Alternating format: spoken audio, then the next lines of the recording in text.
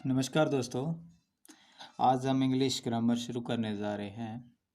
मैंने यहाँ पे इंग्लिश ग्रामर को 3 पार्ट्स में डिवाइड किया है। आप लोग इसका स्क्रीनशॉट ले सकते हो। हम वन बाय वन इसके सभी इंग्लिश ग्रामर के टॉपिक है जो क्लियर करेंगे।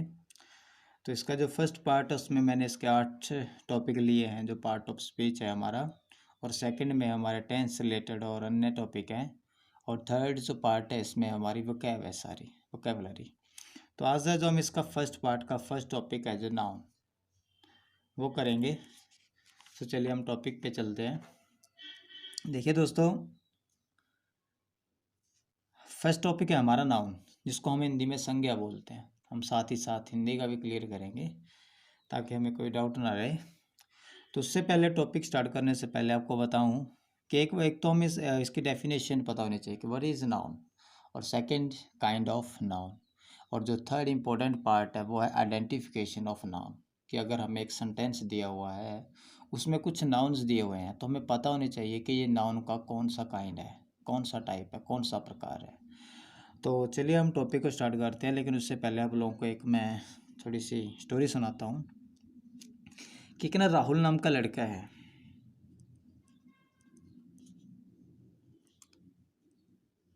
राहुल नाम का लड़का है तो भाई क्लासरूम में जाता है।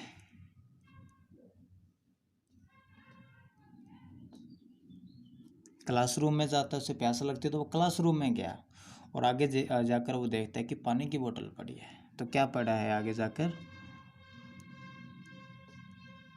वाटर। उसे पानी की बोतल दिखती है। अब सिंपल सी बात है, अभी बंदे को प्यास लगी है, उसे पानी दिख जाए तो वो क्या होगा? खुश होगा। जानी वो क्या करने लगा? जॉय, खुश होने लगा। ठीक है। तो यहाँ पे हमारी एक छोटी सी स्टोरी है, एक छोटा सा सेंटेंस लगा लो कि राहुल है एक लड़का है जो क्लासरूम में जाता है, उसे प्यास लगती है जब, तो वो पानी की बोतल देखता है तो वो खुश हो जाता है। तो आप लोग देख रहे होगे यहाँ पे हमारे पास टोटल है जो 5 वर्ड्स निकल के आ गए, जॉय, वाटर, क्लासरूम, बॉय और राहुल। तो देखिए राहुल क्या है? एक प्रॉपर व्यक्ति का नाम है। राहुल क्या है? एक प्रॉपर पर्सन का नेम है। फॉर एग्जाम्पल अगर पूरी क्लास बैठी है तो ऐसा तो नहीं होगा कि वहाँ पे सारे के सारे राहुल हैं। ठीक है। तो वहाँ पे एक प्रॉपर पर्सन का नाम होता है। हम राहुल को बुलाएंगे तो राहुल ही उठ के आएगा। तो राहुल क्या होगा? एक प्रॉपर पर्सन का नाम हो गया। ठीक है। उसके बाद बॉय। अब अगर पूरी क्लास में 30 बच्चों की क्लास है, मैं बोलूँ कि बॉय खड़ा हो जाओ, तो वो क्या होंगे? सभी के सभी खड़े हो जाएंगे, क्योंकि वो कंफ्यूज है कि बॉय तो वो सभी है, क्योंकि बॉय क्या है? एक कॉमन नाउन है। तो बॉय हमारा किसकी ओर इंडिकेट करता है? पूरी जितने भी वर्ल्ड के बॉय हैं उसकी क्लास की ओर जो है इशारा करता है। तो बॉयज़ कहीं ना कहीं हमारा एक कॉमन नाउन है सभी बॉयज़ के लिए। तो ये क्या है हमारा? कॉमन कॉमन वर्ड हो गया। ठीक है। उसके बाद क्लासरूम। अब ऐसा तो नहीं होता कि एक बच्चा बैठा हम उसको क्लासरूम बोल दें या क्लास बोल दें। ठीक है। क्लासरूम में क्या होता है ना, बहुत सारे बच्चे होते हैं। तो क्लासरूम कहीं ना कहीं हमारा किसकी ओर इंडिकेट करता है? एक ग्रुप की ओर, सरकार जिसमें बहुत सारे स्टूडेंट बच्चे बैठे हैं। ठीक है। तो ये कहीं ना कहीं हमारा कलेक्शन की ओर इशारा कर रहे हैं। कलेक्शन होता है किसका? बच्चों का। किसमें? क्लासरूम में। ठीक है। तो इसको अपन कलेक्टिव भी बोल सकते हैं। ठीक है, क्योंकि वो इकट्ठा होता है, झुंड होता है, कलेक्टिव। और वाटर क्या है? वाटर तो एक मटेरियल है, एक लिक्विड है, एक पदार्थ है। तो ये क्या होगा हमारा? एक मटेरियल। और जॉय एक तरह से हमारी फीलिंग होती है, एक खुश होना, दुखी होना। तो ये हमारी फीलिंग है, हम इसको अब्स्ट्रैक्ट बोल सकते हैं। क्या बोल सकते हैं? अब्स्ट्रैक्ट, यानी भाव, हमारी जो फीलिंग होती है। तो यहाँ पे हमारे 5 वर्ड्स थे जो राहुल, बॉय, क्लासरूम, वाटर और जॉय। ये हमारे 5 नए वर्ड लेके आए हैं जो हमारे सामने है। पहला है प्रॉपर, दूसरा है कॉमन, तीसरा है कलेक्टिव, और चौथा है मटेरियल, और पांचवा है अब्स्ट्रैक्ट। और यही पांचों के पांचों हमारे नाउन के टाइप हैं। हम काइंड बोल सकते हैं, काइंड ऑफ नाउन। तो पहला नाउन का काइंड क्या हो गया? प्रॉपर नाउन, दूसरा कॉमन नाउन, तीसरा कलेक्टिव नाउन, चौथा मटेरियल, और पांचवा हमारा अब्स्ट्रैक्ट नाउन। अभी आप सोच रहे होंगे कि यार डेफिनेशन अभी करवाई नहीं नाउन की, पहले हमने काइंड कर लिए। तो चलिए भाई, जिस बंदे ने हमें इसके काइंड दिए हैं उसी के पास चलते हैं, राहुल जी के पास, वो हमें इसका डेफिनेशन भी देंगे। तो चलिए देखिए राहुल क्या है। एक यहाँ पे मैंने राहुल वर्ड लिखा है, तो राहुल क्या है? एक पर्सन का नाम है, व्यक्ति का नाम है। और क्लासरूम एक प्लेस होगी, एक जगह होती है ना क्लासरूम। और वाटर क्या होगी? एक थिंग होगी कोई ना कोई, ठीक है। और जो आए तो हमने ऑलरेडी पढ़ रखा है, ये क्या होता है हमारा? अब्स्ट्रैक्ट होता है। तो चलिए हमारी डेफिनेशन भी तैयार हो गई है कि what is noun. Noun is the name of any person, place, thing और अब्स्ट्रैक्ट इज कॉल्ड नाउन। फिर से सुनिएगा, the name of person, place, thing और any abstract is called noun. तो दोस्तों यहाँ पे हमारी नाउन की डेफिनेशन भी निकल गई और नाउन के है जो काइंड भी निकल गई है कि ये 5 तरह का होता है हमारा। तो चलिए एक बार हम इसको डिटेल से, मैंने ऑलरेडी इसका चार्ट बना रखा है, तो आपके सामने है दोस्तों पूरा कंप्लीट। आप इसका स्क्रीनशॉट ले सकते हो, आप अपने नोट्स बना सकते हो। तो देखिए इसमें मैंने कंप्लीट चैप्टर को एक पेज पे कवर किया है।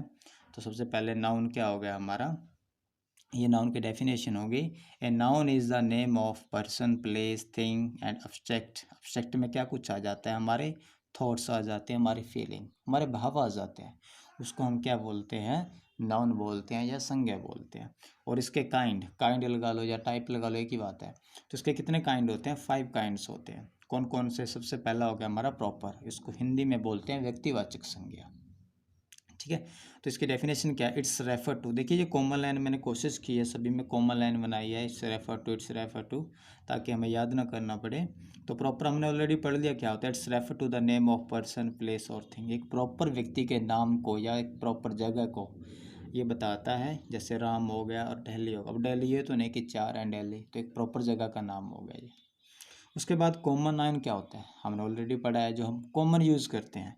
अब जैसे इसकी डेफिनेशन क्या है, it's refer to the name of common to all persons and things of same class, मतलब एक ही जाति की, एक ही क्लास की जितनी भी चीज़ें उसको बताएगा ये वाला। जैसे मैंने बोल दिया बॉय, तो इसमें सारे बॉयज़ आ गए।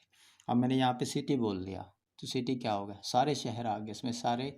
जैसे यहाँ पे तो दिल्ली लिखा था, एक प्रॉपर था, लेकिन यहाँ पे जितनी भी सिटीज़ हैं सारे की सारी आगे जानी, एक कॉमन आ गया। और कलेक्टिव नाउन क्या होता है? जैसे नाम से क्लियर है, कलेक्शन, एक इसमें समूह होता है, ठीक है। It is refer to the name of a group of persons और थिंग टेकन टुगेदर, मतलब जो एक साथ चीज़ें होती हैं, ज्वाइंट होती हैं, सर्कल होते हैं, झुंड होते हैं, उसको बोलते हैं समूहवाचक या फिर कलेक्टिव नाउन। जैसे कि टीम हो गया, आर्मी हो गया। अब एक बंदे को तो टीम बोल नहीं सकते, और आर्मी भी पता है हम, एक पूरी कंप्लीट टीम होती है उनकी। और चौथा नाउन है हमारा मटेरियल, नाम से ही क्लियर है, मटेरियल क्या होता है? हमारा पदार्थ होता है, पदार्थवाचक संज्ञा हो गई। It's refer to the name of material और सब्सटेंस, ये हमारे मेटल्स होते हैं, जो यानी धातु की और वस्तुओं की ओर इशारा करता है या उनके बारे में बताता है। जैसे सिल्वर हो गया, आयरन हो गया। अगर किसी सेंटेंस में हमें सिल्वर मिल जाए और हमसे पूछे कि इसमें कौन सा नाउन है, तो सिंपल सी बात है भाई, मटेरियल नाउन हो गया ये। और लास्ट आता है हमारा अब्स्ट्रैक्ट नाउन, यानी भाववाचक संज्ञा। इसको समझना ये बहुत इंटरेस्टिंग है। अब भाव क्या होते हैं हमारे?